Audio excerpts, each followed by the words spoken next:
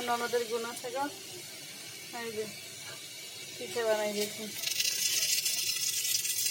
ও বানাইতেছে আমি ভাবতেছি সুন্দর করে পিঠে বানাচ্ছি।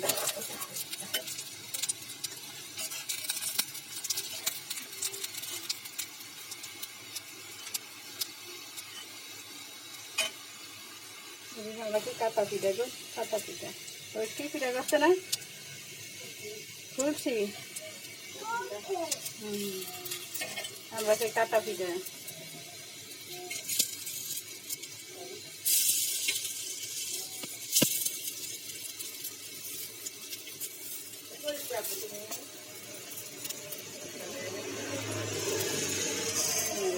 লাল লাল হয়ে গেল।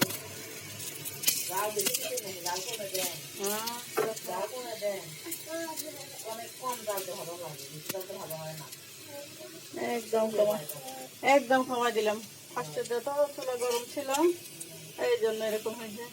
দেখে শিখলাম বানানো, বুড়া করে প্র্যাকটিস করতেছি পিঠে বানানো।